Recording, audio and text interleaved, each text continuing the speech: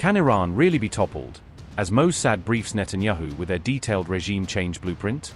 Top-secret intelligence reveals plans to strike Iran's leaders, shake the regime to its core, and exploit signs of internal cracking. But will it actually fall?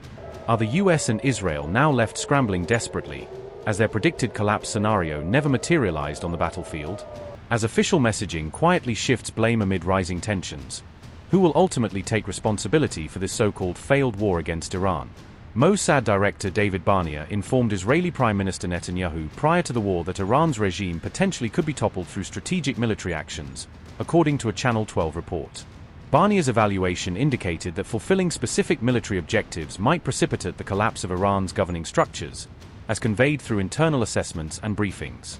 These objectives reportedly encompass decapitating key leadership elements while substantially impairing the functionality of critical state institutions nationwide.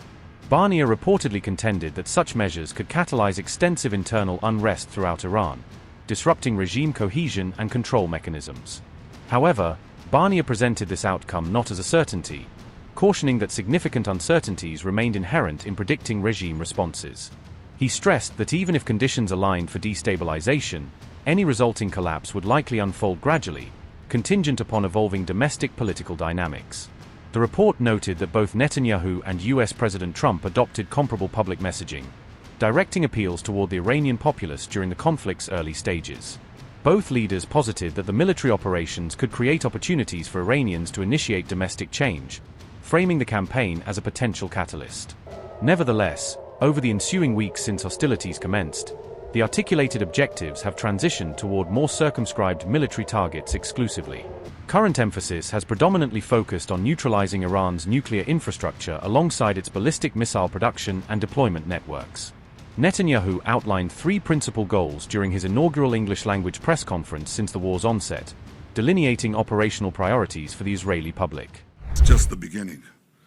The death cult in Iran is trying to blackmail the world by closing a key international maritime route, the Straits of Hormuz.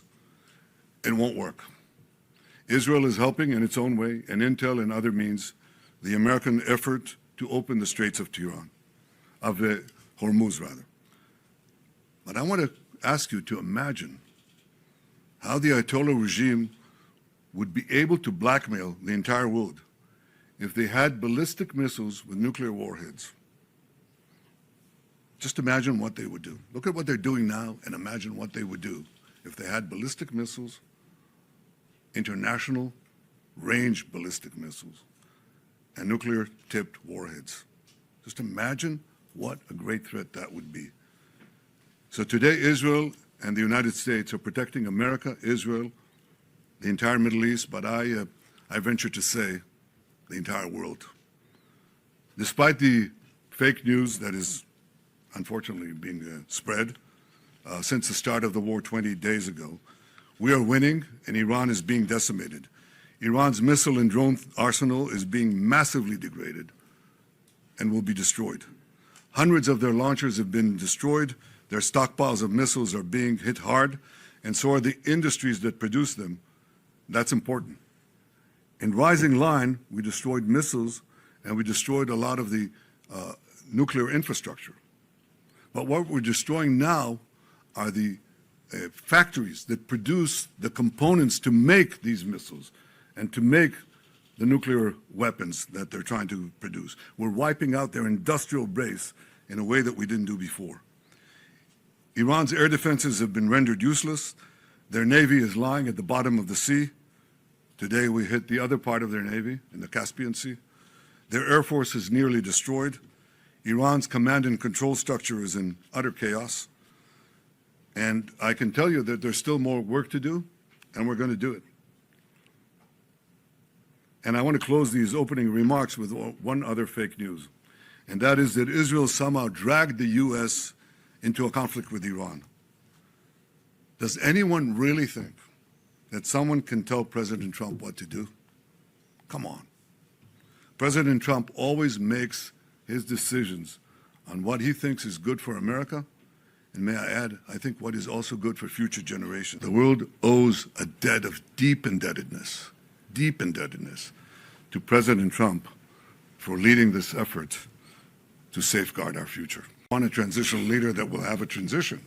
You don't want to replace one Ayatollah with another. You don't want to replace Hitler with Himmler. So I think the question is, will the conditions be created for such a change? I think it's too early to say. And I think in the final account, as I said, it's up to the Iranian people to show that, to choose the moment and to rise to the moment. We can create the conditions, but they have to, they have to exploit those conditions at a certain point.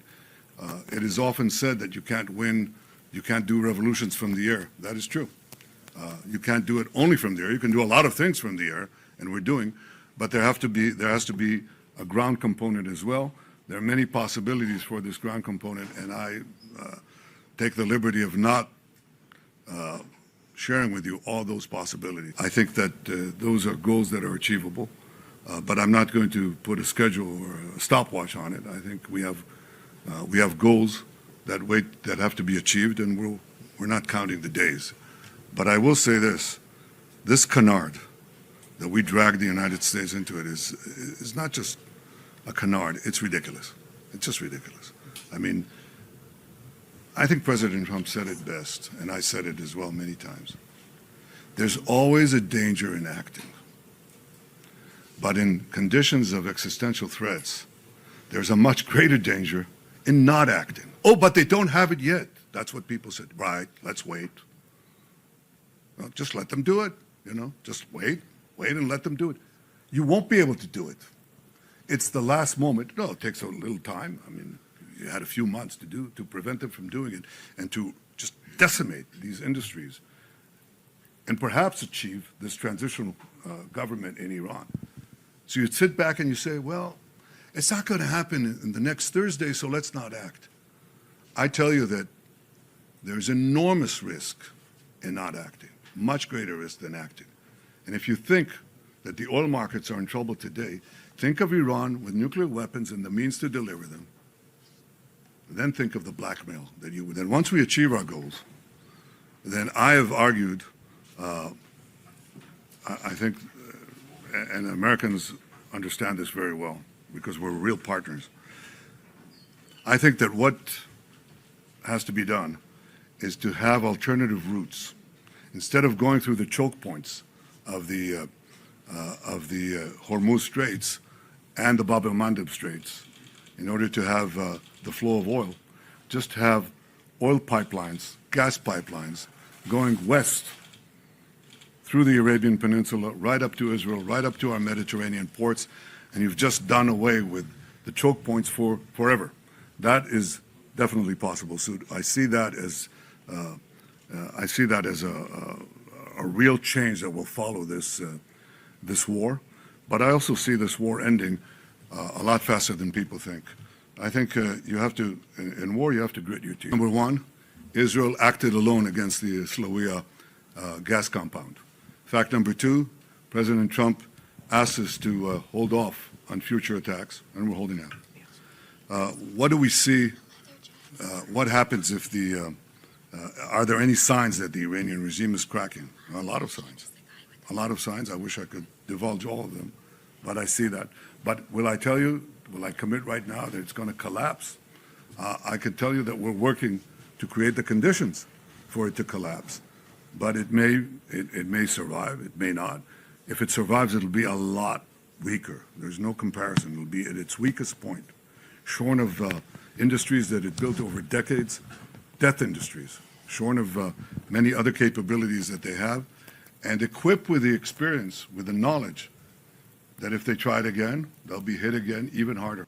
I'm not sure who's running Iran right now. Mujtaba,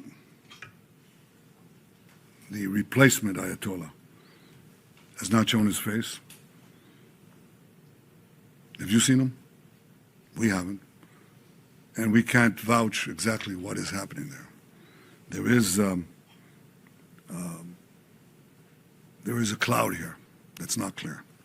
What we see is that there's a lot of tensions inside the people who are edging for the top. It's not a uniform position. You see that sometimes with the contradictory orders that are given. You know, they do one thing and then they withdraw it and so on. I think it's important that they know that if they think they're going to target the world, target the President of the United States and so on, they themselves are being targeted. That creates a lot of uncertainty. We've found that that can have an effect. The removal of Nasrallah has never been really been replaced, because some people are not replaceable.